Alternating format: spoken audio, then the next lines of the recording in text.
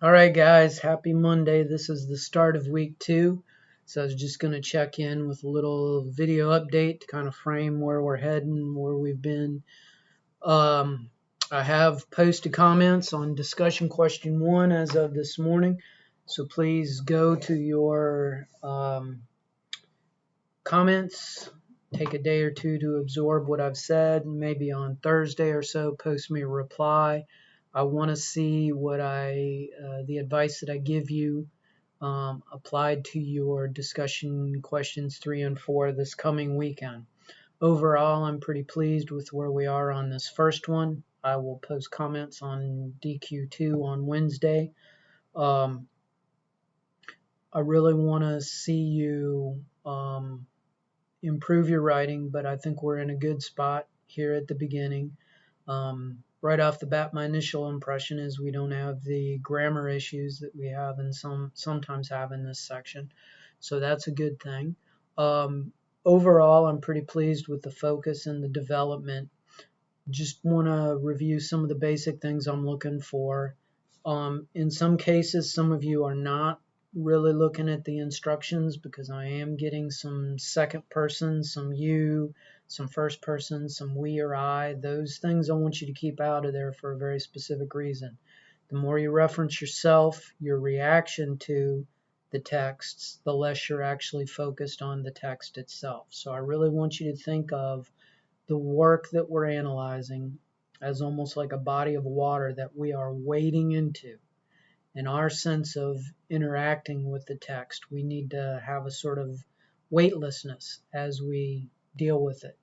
One of the things I'm encouraging you to do is cut all of the sort of references to your own rhetorical performance, like as previously noted, or in reacting to those sorts of things, the what I call the staging types of clauses or sentences. You really don't need those. They just sort of distract from the actual immersion in the text.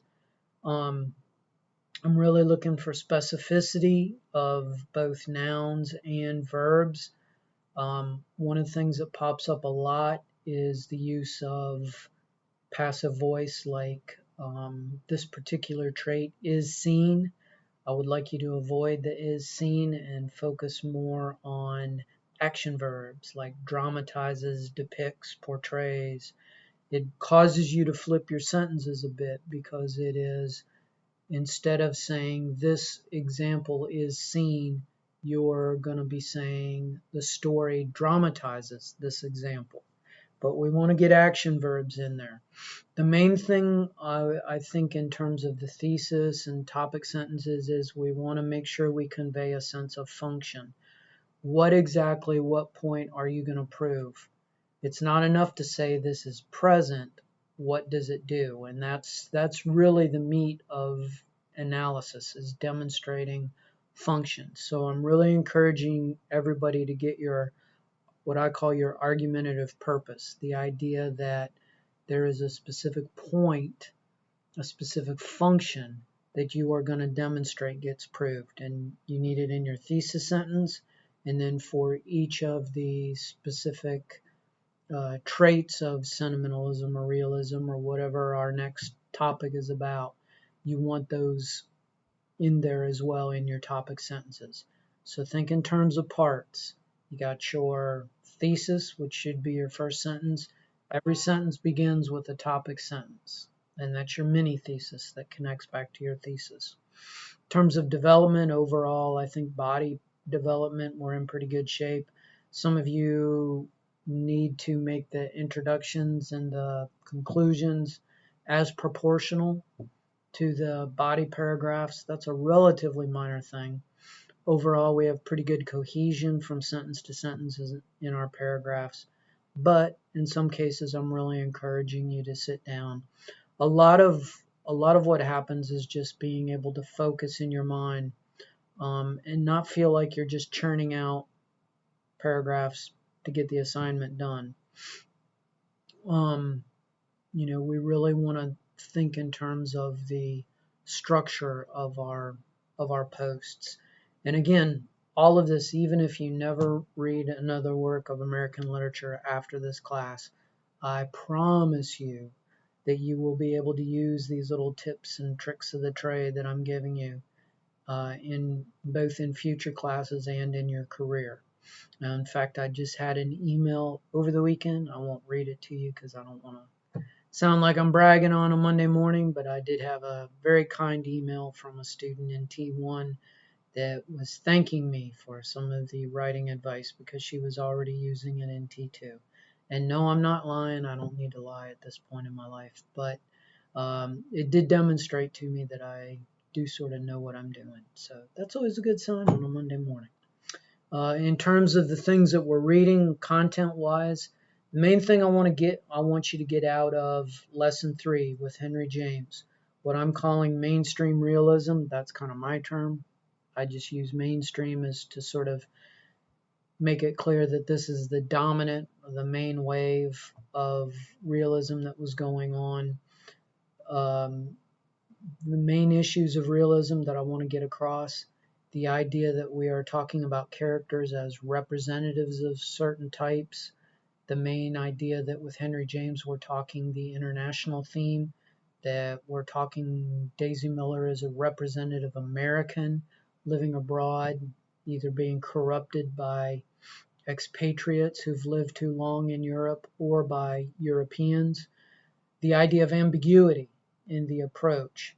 The most important stylistic element of realism is the idea that it's ambiguous and that it's impersonal, and that a realist writer does not allow you to know the author's opinion of the subject matter, but creates a certain ambiguity that it can be interpreted a couple different ways, often opposing ways, because we're dramatizing the complexity of the social world that we're looking at.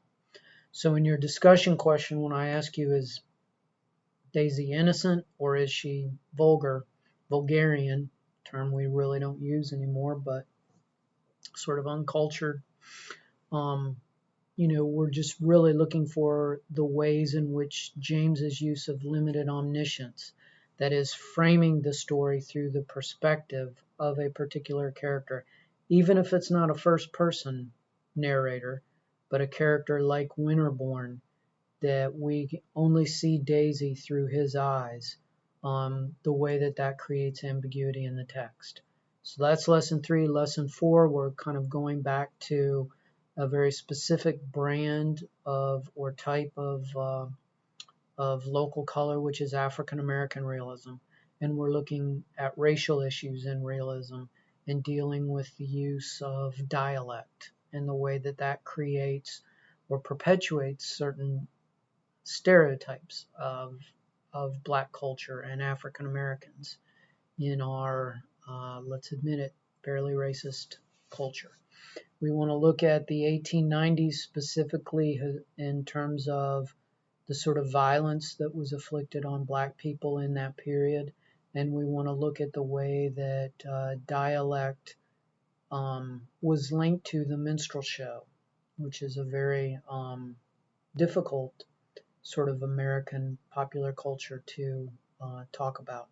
So one of the things I try to do in there is link up the minstrel show tradition with some of the ways in which contemporary black performers might use those same sort of stereotypes to undermine or challenge our own ideas of what it means to be black in America. I would also, the best way to think about lesson 4 is we're using the poem We Wear the Mask as sort of a code or a decoder ring, if you want to think of it that, to appreciating what black regionalists were doing in this period of time. And the main thing to think about is there was this weird genre of post-Civil War literature called plantation literature. It still goes on. Gone with the Wind is an example of plantation literature. I don't know that you can get away with it today, maybe, but even as recently as the 80s or 90s, there were a lot of romance novels set in the Civil War. But plantation literature kind of exploits a nostalgia for the pre-Civil War era, and it sort of portrays the South as having been a more peaceful place, weirdly, because of slavery. I know that's hard to rationalize or to understand, but it exists. It's in our popular culture. So a lot of black writers were setting out to undermine or to parody or satirize or to show the absurdity of plantation literature. So we have Paul Laurence Dunbar, by and large forgotten poet. Nobody really knows what to do with him today because he was so successful in his own time.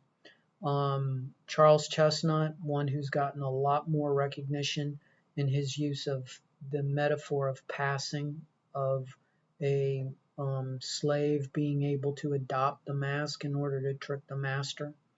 And then finally with the Uncle Remus stories, and the Joel Chandler Harris, and the use or the borrowing by white writers of black culture without really understanding the intricacies of what's going on there.